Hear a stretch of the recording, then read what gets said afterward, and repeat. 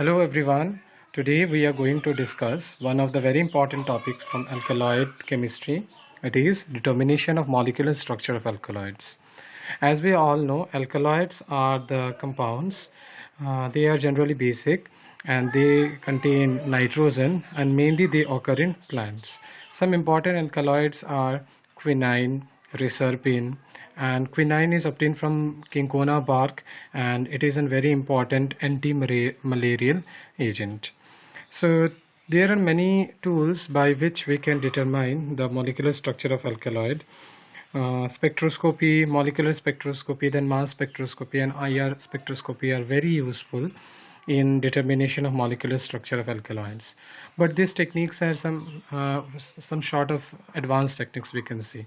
But in early days, some basic techniques are used to determine the molecular structure of alkaloid. One of the basic technique is by Hofmann degradation.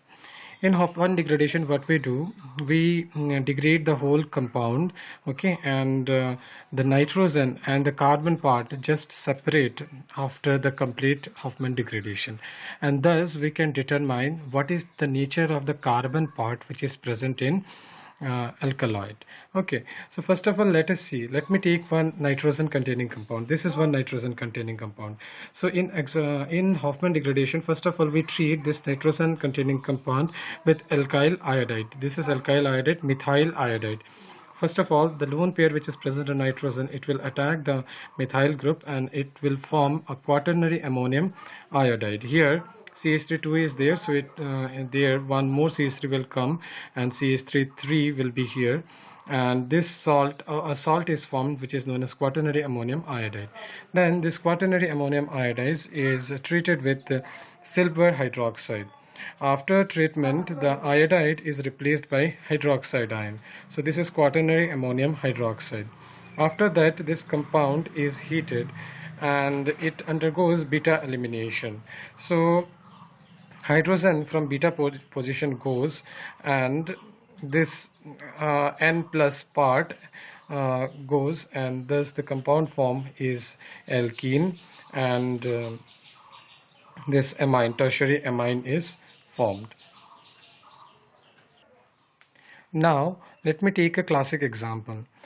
Pseudopelletyrene, which is obtained from Punica grantum. Punica grantum is a scientific name of pomegranate.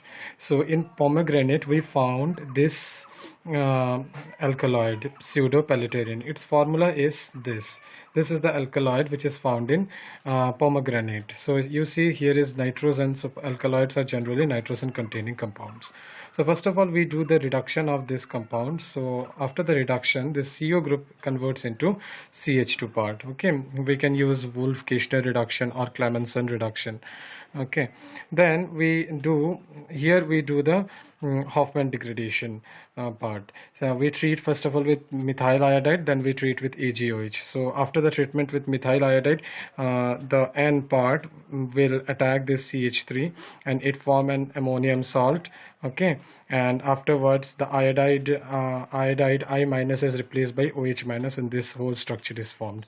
After this structure is formed, then it undergoes we heat this compound. After heating, it undergoes beta elimination. So here you can see this is N plus. After this carbon is alpha carbon and this carbon is beta carbon. Okay, and the carbon one after the nitrogen is alpha, and after alpha it is the beta carbon, and from beta carbon this hydrogen, beta elimination takes place, and this hydrogen is lost. This hydrogen is lost, and this gives this electron to here, and as a result this bond breaks, and ultimately this compound is formed. Afterwards, again we do exhaustive methylation of this compound. This undergoes again methylation. Afterwards this undergoes methylation. Afterwards we treat with AgOH, and finally from here beta hydrogen is lost, and as a result beta hydrogen lost, the double bond comes here and this bond breaks. As a result we get this compound, cyclic compound. It is 1,5-cyclooctadiene. So therefore from this process, from this degradation process, what we get the information is the nature of the carbon moiety which is present in the alkaloid. Okay, alkaloid में कैसा carbon का जो arrangement है वो कैसा है उसके बारे में हम लोग को इन्फॉर्मेशन मिलेगा. बिकॉज यू सी अल्कलॉइड में कार्बन जो है वो रिंग सिस्टम है, और रिंग जो है वो 8 कार्बन्स का है. 1 2 3 4 5 6 7 8 कार्बन्स का रिंग है. तो हम लोग को पता चल जाएगा after we get this compound, हमको पता चल जाएगा कि अल्कलॉइड में एटलीस्ट एक 8 कार्बन का रिंग सिस्टम है. सो काफ़ी सारा इन्फॉर्मेशन मिल जाता है एक स्ट्रक्चर के बारे में, अल्कलॉइड के स्ट्रक्चर के बारे में. बिकॉज इनिशियली हम लोग को इसका स्ट्रक्चर के बारे में मालूम नहीं होता. हम लोग सिर्फ बिना स्ट्रक्चर जाने हुए ये सारा प्रोसेस करते हैं. अल्टीमेटली जो हमको कंपाउंड मिलता है उसका स्ट्रक्चर हमको पता होता है. तो इस स्ट्रक्चर से जो रिएक्टेंट के स्ट्रक्चर है उसके बारे में बहुत सारा इन्फॉर्मेशन जो है हम लोग गैदर कर सकते हैं. So this is how structure is elucidated in earlier times में इस तरीके से स्ट्रक्चर को इल्यूसिडेट किया जाता था. But nowadays more advance techniques are there. Spectroscopy वगैरह बहुत सारे एडवांस टेक्निक्स है, तो ये सब हम लोग अभी यूज़ नहीं करते हैं. बट थियरी पार्ट में हम लोग को ये सब थोड़ा बहुत स्टडी करना पड़ेगा. Okay, then now let me see. क्या होता है कि हॉफमैन डिग्रेडेशन जो है वो अनसेचुरेटेड सिस्टम में होता नहीं है. जैसे कि ये अनसेचुरेटेड सिस्टम है, पीरियडिन है ये, ठीक है. तो पीरियडिन जो है उसमें हॉफमैन डिग्रेडेशन नहीं होगा.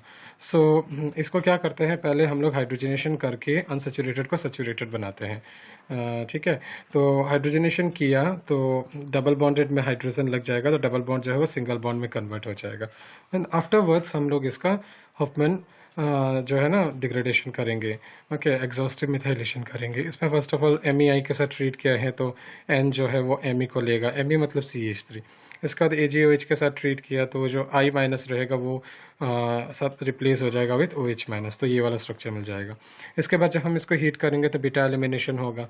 बीटा एलिमिनेशन में क्या होगा, देखो जो बीटा पोजीशन से हाइड्रोजन है, सो N प्लस के बाद वाला अल्फा पोजीशन, इसके बाद वाला बीटा पोजीशन. तो बीटा पोजीशन से जो हाइड्रोजन है वो बाहर निकलेगा, और ये वाला जो बॉन्ड है नाइट्रोजन और कार्बन का, ये बॉन्ड टूट जाएगा. तो एज अ रिजल्ट हम लोग को ये वाला स्ट्रक्चर मिलेगा. इधर डबल बॉन्ड आ जाएगा, ये बॉन्ड टूट जाएगा, तो as a result we will get this structure. Okay, so यहाँ जो है ना रिंग जो है वो ब्रेक हो गया है. आफ्टरवर्ड्स फिर इसका एग्जॉस्टिव मिथाइलेशन हम लोग करेंगे.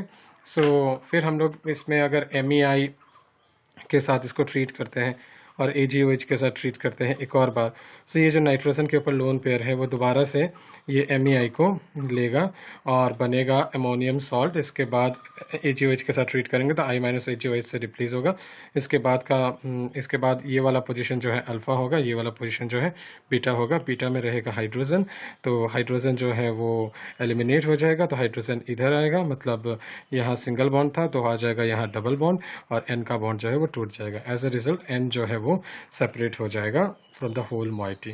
सो इससे भी इंफॉर्मेशन मिल जाएगा किस तरीके का कार्बन स्केलेटन जो है वो अल्कलॉइड में प्रेजेंट है. सो मेनली इस टॉपिक में हम लोग को ये इंफॉर्मेशन मिला है कि हॉफमैन डिग्रेडेशन जो है वो अनसेचुरेटेड सिस्टम में नहीं हो सकता.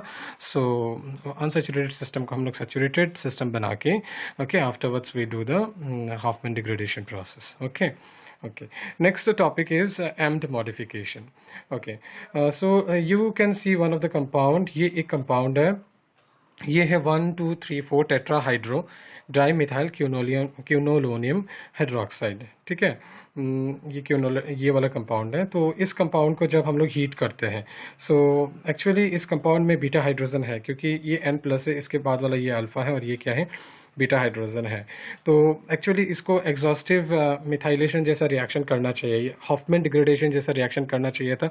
बीटा हाइड्रोजन जो है वो लॉस होना चाहिए था, और रिंग जो है वो टूटना चाहिए था. बट एक्चुअली ऐसा देखा गया है इसको हीट करने के बाद कि रिंग टूटता नहीं है, and it undergoes SN2 type reaction. SN2 जैसा रिएक्शन करता है, जहाँ OH माइनस जो है वो क्या करता है, CH3 को अटैक कर लेता है, और CH3 अपना दोनों इलेक्ट्रॉन N के ऊपर दे देता है. As a result this structure is formed and CH3OH is form. Methanol जो है वो फॉर्म हो जाता है. सो इस केस में हमको जो है ना नाइट्रोजन का जो मॉइटी है उसको हम कार्बन स्केलेटन के साथ यहाँ अलग नहीं कर पाया है इस कंपाउंड के लिए। तो इस केस में क्या किया फिर कुछ साइंटिस्ट्स ने कि इसको सोडियम एमालगम के साथ ट्रीट किया। तो सोडियम एमालगम के साथ जब हम ट्रीट करते हैं तो रिंग जो है वो ओपन हो जाता है। Okay, so this modification in Hofmann degradation is known as Emde modification. इसको बोलते हैं एम्ड मॉडिफिकेशन। जहाँ हॉफमैन डिग्रेडेशन प्रोसेस जो है वो एप्लीकेबल नहीं होता है वहाँ हम लोग सोडियम एमालगम के साथ ट्रीट कर लेते हैं कंपाउंड को, एंड ट्रीट करने के बाद ऐसा देखते हैं कि रिंग जो है वो ओपन हो जाता है। तो यहाँ देखो रिंग ओपन हो गया। यहाँ रिंग ओपन होने के बाद यहाँ ये वाला जो कंपाउंड है ये बन जाएगा। This process is known as Emde modification. Now let us see another example. एक और एग्जांपल देखते हैं हम लोग। इन दिस एग्जाम्पल हम क्या करेंगे, आइसोक्यूनोलिन का जो है ना, आइसोक्यूनोलिन का हॉफमैन डिग्रेडेशन देखेंगे। तो सिंस आइसोक्यूनोलिन जो है वो अनसेचुरेटेड सिस्टम है तो पहले उसको सैचुरेटेड सिस्टम में कन्वर्ट करते हैं बाय डूइंग द रिडक्शन। तो रिडक्शन करेंगे तो ये डबल बॉन्ड जो है वो किस में कन्वर्ट हो जाएगा, सिंगल बॉन्ड में कन्वर्ट हो जाएगा, बिकॉज हाइड्रोजन जो है डबल बॉन्ड के अक्रॉस ऐड हो जाएगा। आफ्टरवर्ड्स हम लोग इसको MEI AgOH के साथ ट्रीट करेंगे जो हम लोग देख चुके हैं। तो यहाँ जो है ना नाइट्रोजन जो है वो Me को एक्सेप्ट करेगा, I यहाँ से निकल जाएगा एंड I यहाँ से निकल जाएगा और आयन पेयर के फॉर्म में जो है ना साइड में बैठ जाएगा। इसके बाद AgOH के साथ ट्रीट करेंगे तो I- is replaced by OH-। सो ये वाला स्ट्रक्चर बनेगा। ये वाला स्ट्रक्चर बनने के बाद इसको जब हम लोग हीट करेंगे तो यहाँ बीटा एलिमिनेशन होगा। ठीक है, तो बीटा पोजीशन से जो हाइड्रोजन जो है वो निकलेगा और ये बॉन्ड जो है ये टूट जाएगा। Okay, then we get this structure.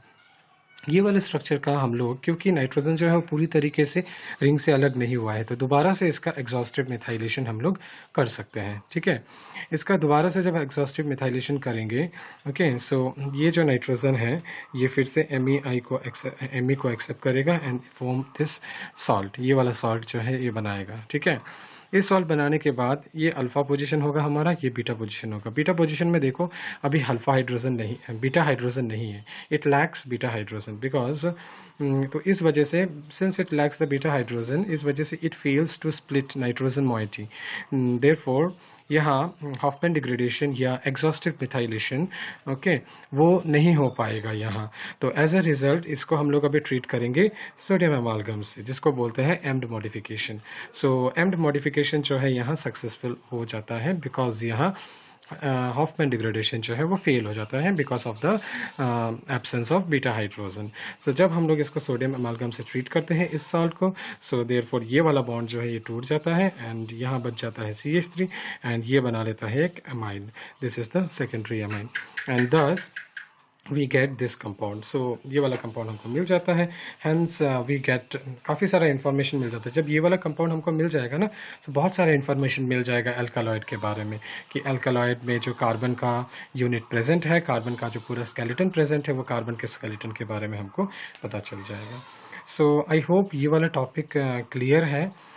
इसमें हम लोगों ने ये देखा कि किस तरीके से हॉफमैन मॉडिफिकेशन करके अल्कालॉइड में जो कार्बन का मॉइटी होता है, कार्बन का जो स्केलेटन होता है, किस तरीके से उसके बारे में हम लोग इन्फॉर्मेशन जो है वो गैदर कर सकते हैं। Okay, I hope it is clear to you. तो आज के टॉपिक में बस इतना ही रखते हैं। सो नेक्स्ट क्लास में we will deal with an important alkaloid hygrine. Hygrine और निकोटीन के बारे में हम लोग नेक्स्ट क्लास में, नेक्स्ट वीडियो में पढ़ेंगे। Thank you.